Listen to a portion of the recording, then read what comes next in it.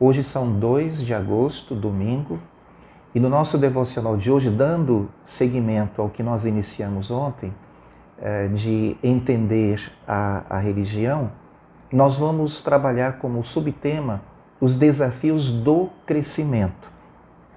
E eu queria destacar mais uma vez o texto que está em Marcos, no capítulo 4, versículo 33, onde nós lemos assim: com muitas parábolas como esta, Jesus anunciava-lhes a palavra segundo podiam entender. E para nós termos um entendimento sobre esta necessidade de crescermos e diante dos desafios, eu quero apresentar a vocês o estudo de um caso. Os pais de Jonathan se divorciaram quando ele ainda era criança. Assim ele passou a ver o seu pai esporadicamente, principalmente nos fins de semana. Ele se lembra de ficar do lado de fora da sua casa, aguardando ansiosamente a chegada do seu pai. E ele sofria muito quando o pai se atrasava ou quando o pai não vinha. E a mãe dificultava as coisas, muitas vezes, ao fazer comentários do tipo: bem, eu acho que seu pai tem coisas muito mais importantes para fazer do que estar com o seu próprio filho. Jonathan detestava a sensação de sentir que não era importante para o pai. Na sua mente de criança, a equação era muito simples. Se ele me amasse, estaria aqui na hora marcada. Jonathan cresceu, se tornou um adulto, um homem. E hoje em dia, ele insiste em ser pontual. Ele faz o possível para não se atrasar e espera que todas as pessoas o respeitem da mesma maneira. Jonathan passou a acreditar que o atraso encerra um único significado na vida, de que a pessoa atrasada não tem consideração pela outra.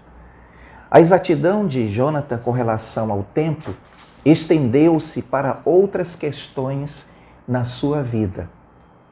O fato de as pessoas serem parecidas a respeito de fatos, de sempre dizerem a verdade e manterem as promessas que fazem, por mais insignificante que sejam, indica que elas o consideram ou não.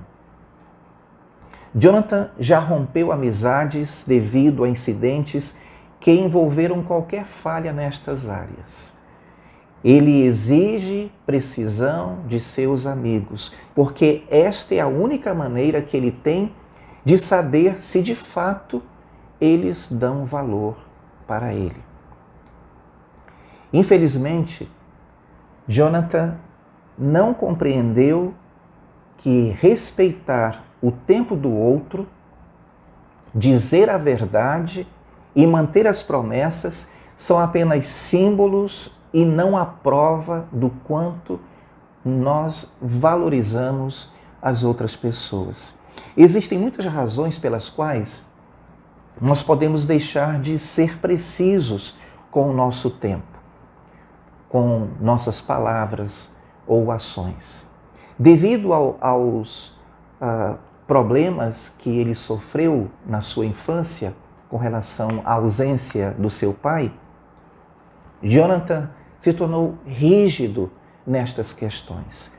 Por isso, ele perdeu vários relacionamentos e continua a ficar desnecessariamente magoado por interpretar a falta de pontualidade como desrespeito e desprezo por ele.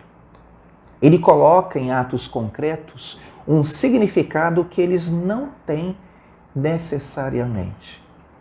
E aí você pergunta, o que isso tem a ver com a religião? O que isso tem a ver com os nossos relacionamentos?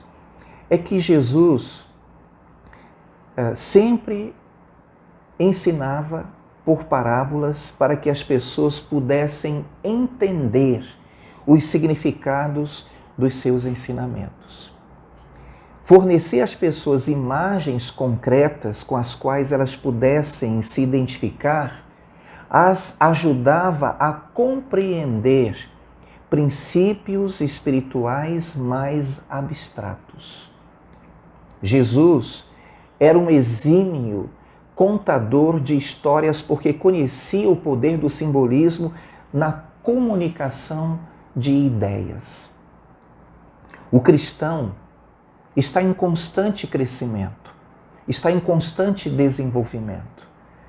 Coisas que foram um dia vistas em preto e branco adquirem nuances de cinza à medida que nós vamos crescendo, que nós vamos amadurecendo na nossa caminhada cristã. Os rituais religiosos, irmãos, nos ajudam a lembrar dele. Os rituais religiosos não têm nenhuma capacidade de nos tornar espirituais. Algumas pessoas fazem gestos e repetem palavras dos rituais sem perceber o sentido que elas trazem, o sentido que elas encerram. Seguir regras e executar rituais sem entender que eles se destinam a favorecer o relacionamento com Deus e com as outras pessoas é praticar uma religião vazia que não favorece o crescimento espiritual que tanto nós precisamos almejar. E eu quero encerrar destacando o texto que está em Tiago, no capítulo 1, versículos 26 e 27, onde nós lemos assim: se alguém se considera religioso, mas não refreia a sua língua, engana-se a si mesmo. Sua religião não tem valor algum. A religião que Deus, o nosso Pai, aceita como pura e imaculada é esta: cuidar dos órfãos e das viúvas em suas dificuldades e não se deixar corromper pelo mundo. Eu espero que você possa discernir a voz do Espírito Santo, a voz de Deus, e que, de fato, você saiba como se conduzir através da vida cristã. Que o Senhor te dê um excelente dia na sua presença.